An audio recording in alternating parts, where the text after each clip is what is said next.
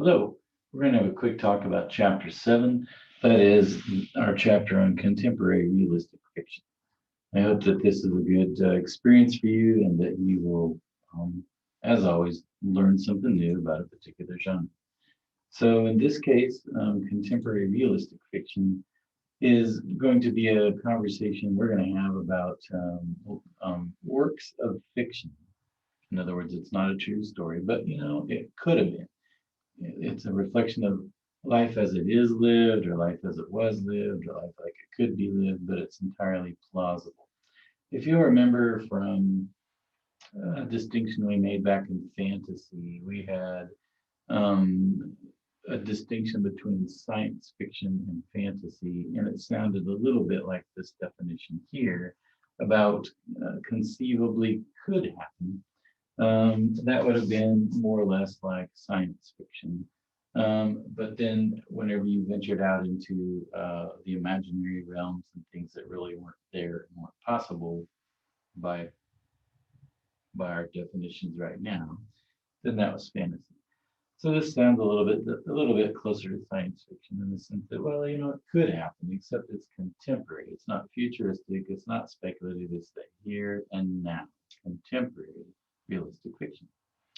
And this kind of fiction has taken a real twist in the last, I don't know, 50 years or so, because initially children's literature tap danced around sensitive issues, but it's become a lot more volatile or risky or edgy, however you want to talk about it, in the last, ever more so. So, in both this chapter and the next chapter, we're going to be looking at realistic fiction in general, according to these things here. And the distinction we'll make between chapters 7 and 8 is historical fiction back in the day, before 1950. And contemporary is since then. Obviously, that's going to need to be on a sliding scale over time because contemporary means now, and that's going to be later the farther down the road we go. So, like in 2050, they're going to have to consider things that were set in the year 2000 as being not contemporary, but instead historic. Just a little distinction to make as we're trying to wrap our head around this genre. Something else to think about is, again, the way that kids deal with things now, and the way that we can, even if we don't want to, they're going to be exposed to human problems and deal with relationships and things on a whole nother scale, thanks to the internet and other exposures they may have through media. And there's nothing we can really do about that except look at literature as a tool to instruct or inform or just prepare kids.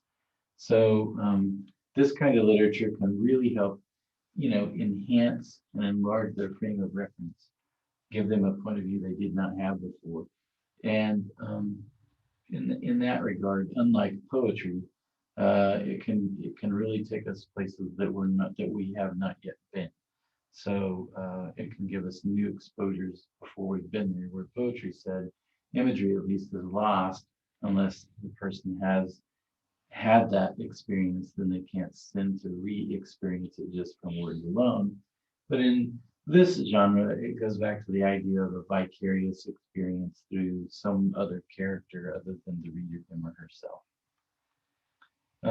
One of the big things about this is it helps young people, deal with something that they've not yet dealt with themselves, like, for instance, death or violence or something. Um, the old go-to sad stories about death and dying are perfect examples of this genre of work and that bullet point. So again, things they maybe have not yet had to prepare them for living that they might be about to experience, whether it's puberty or college. Um, and characters in literature can really help people cope and be braced for what's coming down the mountain. There's a lot of controversy around this genre, and yet it's one of the most popular genres, if not the most popular genre today. And one of the big controversies, of course, has to do with graphic detail. How how much am I going to talk about violence and bodily functions and sexual relations and things like that? Every time we talk about age appropriateness, I always think of this genre because this one's the really out in the vanguard of that. I do believe that young adult literature, teen literature takes these things by the horns and helps people navigate them. Clear back to Judy Blume and some of those other early authors that risked talking about things like having a period or teen pregnancy. All of those topics were covered in the 70s and earlier, but even more so now, more commonly. So, and even though they might be controversial and risque or whatever, nothing compared to the things kids find on everyday social media, even television and movies. So in a lot of ways, it's good to think about literature serving as a contrast or a counterpoint to the things that kids are going to encounter elsewhere. This gives them a chance to navigate this with guidance instead of just in the wild.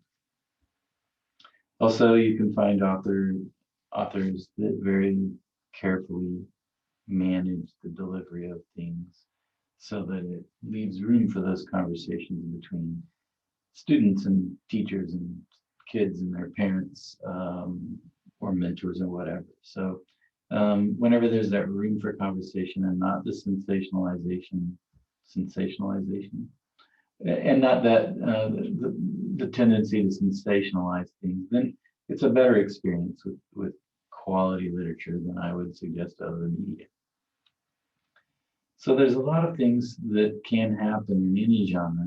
And since this is contemporary and realistic, a lot of things like racism come into play. All of these bullet points you're going to encounter either as intentional or unintentional outcroppings of the genre. They're dealing with cultural inaccuracy, especially the older literature that you encounter.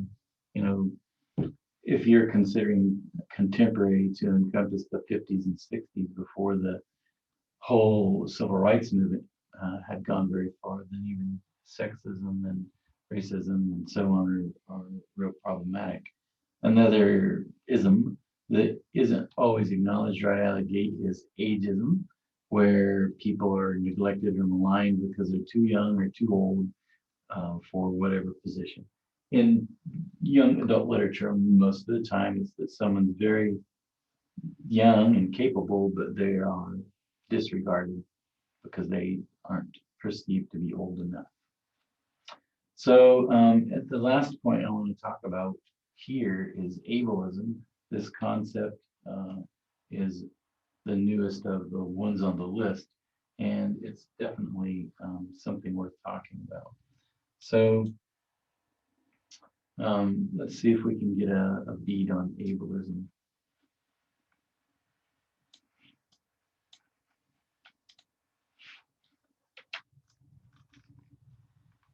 Okay.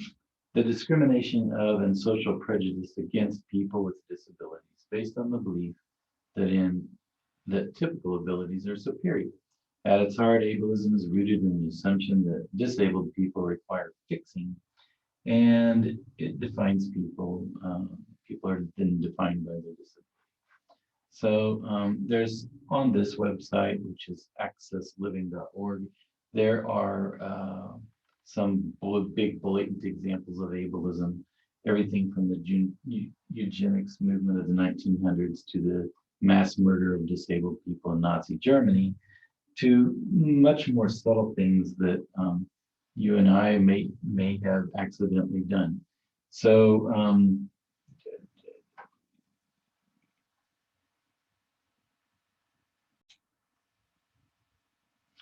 I would argue a lot of these are by neglect, like not casting a disabled actor to play a disabled character, or asking invasive questions about a person's medical history if they have a disability, like how did you lose your legs or whatever.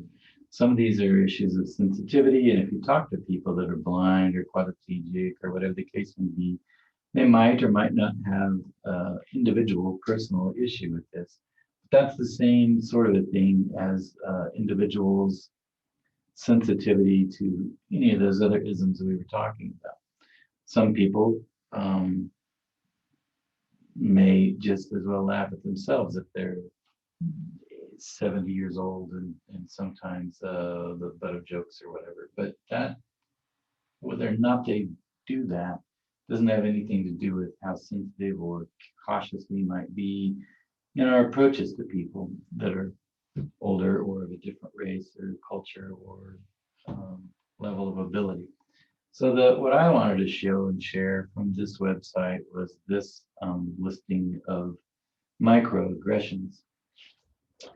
These are phrases and things that we might say that might be in our common language these days that could be taken wrong and that might offend someone that is differently able. So, these things I have read in Captain Underpants and some of those Diary of a Wimpy Kid kind of jocular, fun, creative contemporary fiction pieces. Things like "That guy's crazy," or "Are you off your meds?" or "She's so psycho," or "I'm so OCD." So I think that it's a good idea for us to be wary of the way and things that we say sometimes, the things that we say sometimes, and just how they might be taken wrong. And especially in this genre that we're about to approach, you might look for these things and see if perhaps previously people were, I would just say, sloppy with their language. Okay. So these are biases and stereotypes again to look for in contemporary realistic fiction. Enough said.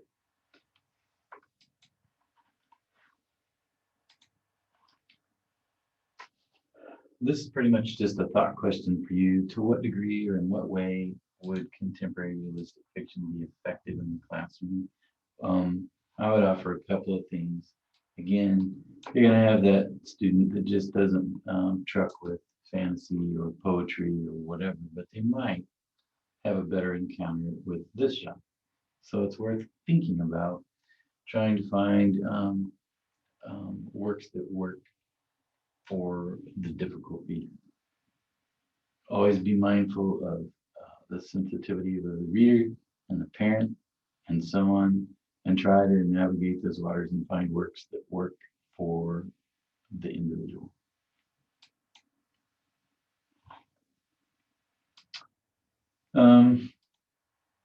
When you're evaluating this genre, there's a couple things. Obviously, the biases and stereotypes we talked about previously, but also how honestly are realities portrayed.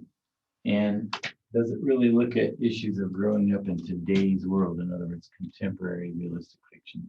And how do the characters navigate that? Are they convincing and credible to today's child? Are they, again, role models and so on?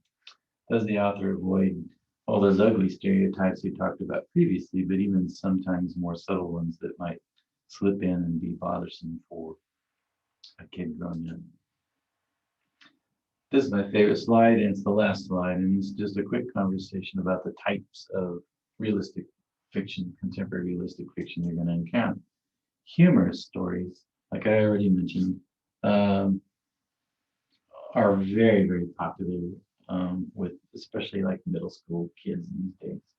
And then, we've seen this in every genre from traditional literature on up. Animal stories continue to be really popular, where they start giving them human characteristics and stuff. I think that's a little bit, remember how a lot of these genre right on the fence, that would put that back on the fence of fantasy. In other words, if you have cats that have some level of society where there's kings and rulers and things, but it's set in contemporary and realistic times, that's kind of fantasy too.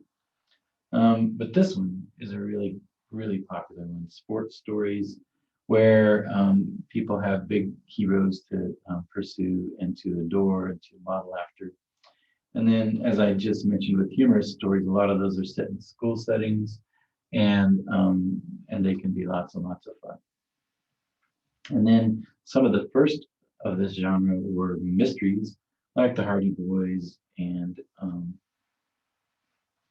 Nancy Drew and other things that would now just about be lapsing into not so contemporary fiction. Anyhow, I hope this has been a quick tour of the genre, and I hope you got some pointers you can apply as you pursue your works for it. Good luck and be well.